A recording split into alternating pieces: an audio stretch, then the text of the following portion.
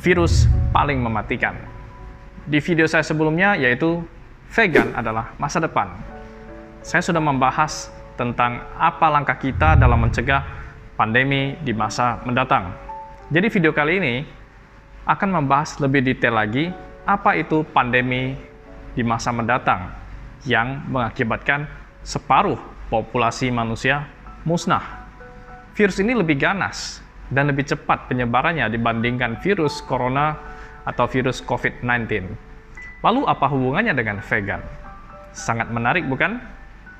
Ini sangat penting kita bahas, karena keselamatan masa depan kita terancam. Baik, pastikan Anda sudah subscribe channel ini, agar tidak ketinggalan info menarik dari kami, dan agar channel ini semakin berkembang, dan bisa memberi manfaat bagi masyarakat luas. Saya Doni, kita di acara Vega Talk.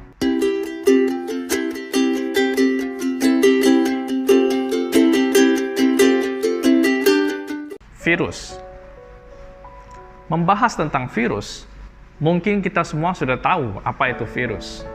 Apalagi virus corona sudah menjadi trending topik di mana-mana. Bahkan kabar baiknya sudah ada vaksin. Dan kabar buruknya, virus ini bermutasi dan menjadi strain baru yang disebut virus D614G atau disebut juga mutasi G. Dan para peneliti mengatakan virus ini 10 kali lebih menular daripada corona biasa. Dan mereka mengatakan bahwa vaksin apapun yang dikembangkan sekarang menjadi tidak efektif terhadap strain baru tersebut. Terus apakah kita akan terus hidup dalam ketakutan terhadap virus? Setiap hari pakai masker kemana-mana, harus ditembak jidatnya dengan termometer pengukur suhu. Kalau keluar kota harus bikin surat kesehatan, harus di rapid test, swab test. Sekolah belum bisa tatap muka, harus melalui aplikasi Zoom. Ditambah lagi keadaan ekonomi yang resesi, daya beli lemah, banyaknya pengangguran dan kriminal, dan beberapa negara terpaksa lockdown kedua kalinya. Keadaan yang sedemikian krisis ini baru dikarenakan virus yang mortality rate-nya hanya 0,4%. Bagaimana kalau ada virus yang 100 kali lipat lebih besar mortality rate-nya? Virus paling mematikan. Pandemi tahun 1918 disebut juga flu Spanyol yang disebabkan virus H1N1, sejenis virus influenza. Tercatat sebagai pandemi virus yang paling parah sepanjang sejarah peradaban manusia, yang memakan korban lebih dari 50 juta jiwa. CDC memberi label sebagai pandemi kategori 5 yang memiliki mortality rate kurang dari 4%. Bagaimana kalau kita bertemu dengan virus yang memiliki 10 kali lipat daripada Spanish flu ini, flu Spanyol ini, dan 100 kali lipat daripada coronavirus, yaitu fatality rate-nya atau mortality rate-nya 40%. Virus ini dinamakan H7N9. Virus ini terbentuk dari gabungan virus bebek, burung liar, dan ayam, yang mereka bermutasi pada peternakan atau bisa pada pasar. Terjadi pertukaran gen antara manusia dengan berbagai hewan ternak liar tadi, yang mengakibatkan virus bisa bermutasi dan menular ke manusia. Sejauh ini dilaporkan ada 5 epidemi dan total infected 1.562 dari tahun 2013 sampai 2017. Virus ini mortality rate-nya 40%. Artinya, bila tertular virus ini, maka 1 dari 3 orang akan tewas. Dan para ahli CDC mengatakan potensi menjadi pandemi global adalah high, yaitu sangat besar kemungkinannya menjadi pandemi seperti COVID-19 yang sekarang kita alami. Nah, beruntungnya virus ini belum bisa menyebar melalui human to human transmission, yaitu manusia menular ke manusia. Namun para ahli mengatakan bahwa virus terus bermutasi. Setiap 1 jam, virus menghasilkan 1 generasi baru. Penjelasan saintifik secara biologis. Seandainya terjadi pandemi dengan mortality rate-nya 40% dan penyebarannya lebih cepat menyebar daripada COVID-19, bisa dipastikan separuh penduduk bumi akan musnah. Dan tidak terbayangkan dampak ekonomi dan sosial yang terjadi di bumi ini. Daripada kita membahas masalah dampak virus kiamat ini, saya lebih tertarik membahas apa akar permasalahan dari virus ini. Sesungguhnya penyakit pada hewan itu tidak bisa menular pada manusia. Infectious diseases, in order to do what they do, they have to get inside our cells. So when a disease organism arrives at the outside of a cell, it needs to find a molecule that it can recognize and bind to, like a key fits a lock, so that it can get into the cell where it can live and reproduce. Karena virus tadi, walaupun masuk ke dalam tubuh kita, tapi tidak menemukan kunci untuk bisa masuk ke dalam sel kita. Karena dia tidak bisa menempel pada reseptor.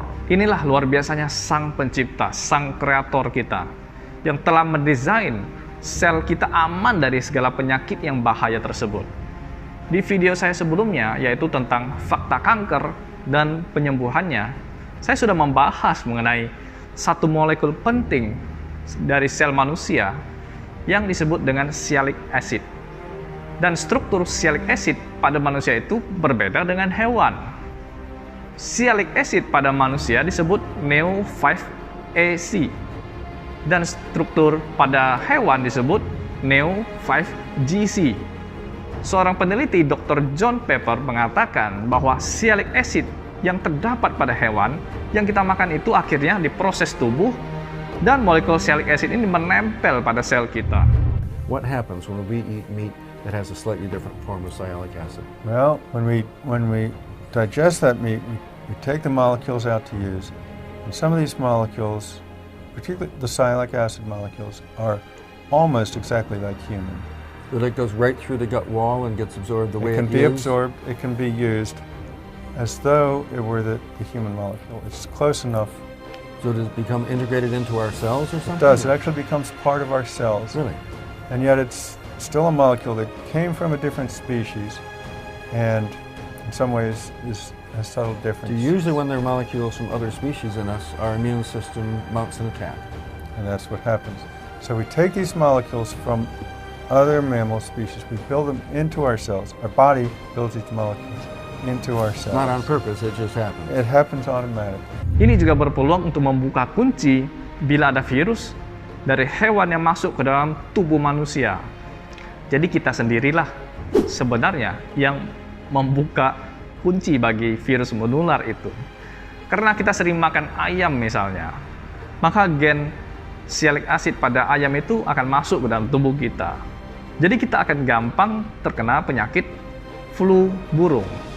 Karena kita sudah hampir sama dengan gennya ayam, yaitu flu burung H1N1 atau H5N1 ataupun virus kiamat H7N9. Seandainya kita tidak memakan daging hewan tersebut, maka tidak mungkin ada kandungan sialic acid Neo5GC dan menjadi kunci pembuka virus yang bisa masuk ke dalam sel kita.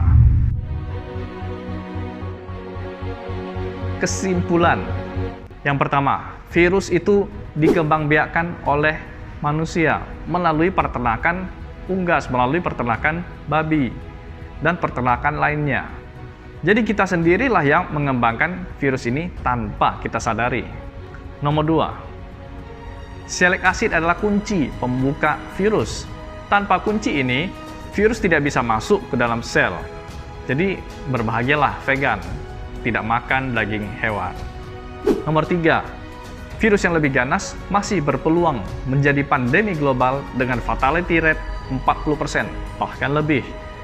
Mungkin virus ini bukan namanya H7N9 atau H5N1, tetapi mutasi yang lebih maju lagi menjadi super virus. Apa solusi kita? Apa sih solusi dari virus ini? Apakah dengan menutup semua peternakan atau pasar sumber virus tadi. Rasanya tidak mungkin pemerintah akan menutup seluruh peternakan hewan selagi masih ada yang mau makan daging. Selagi ada demand, akan selalu ada supply. Jadi mari kita lihat apa yang dilakukan pemerintah di negara maju. Contohnya di Amerika dan Tiongkok. Mereka sudah pasti tahu ancaman pandemi ke depan. Maka mereka sedang melakukan konversi pola makan, yaitu menjadi vegan secara terstruktur, sistematis, dan masif. Anda bisa melihat mereka melakukan lobby ke perusahaan peternakan, ke perusahaan yang suplai daging hewan, untuk melakukan konversi dari daging hewani menjadi daging analog. Yaitu mereka sedang membangun pabrik-pabrik raksasa untuk memproduksi daging analog. Bahkan sekarang KFC sudah ada vegannya, McDonald juga sudah ada vegannya. Dan setiap restoran umum sekarang sudah ada vegan optionnya, yaitu menyelipkan menu vegan ke dalam menu biasanya. Dan pemerintah juga aktif mengkampanyekan vegan, pola makan nabati melalui selebritis, melalui dokter, sampai kepada YouTuber. Terus bagaimana dengan Indonesia? Apa langkah kita ke depan? Sebarkan terus video-video ini agar pemerintah juga bisa sadar akar permasalahan dari virus ini dan bisa mengambil langkah-langkah strategis untuk mengantisipasi pandemi di masa mendatang. Yaitu kita harus sepakat bahwa virus ini berasal dari hewan. Maka mengkonsumsi daging dari hewan adalah fatal akibatnya, baik berupa penyakit, diabetes, hipertensi, stroke, kanker, bahkan resiko pandemi. Dan cara paling murah, paling efektif adalah konversi pola makan dari hewani menjadi pola makan yang nabati. Jadi vegan adalah solusi yang paling tepat menuju hidup sehat, penuh semangat, dan menuju Indonesia maju. Saya Doni, sampai jumpa di episode berikutnya.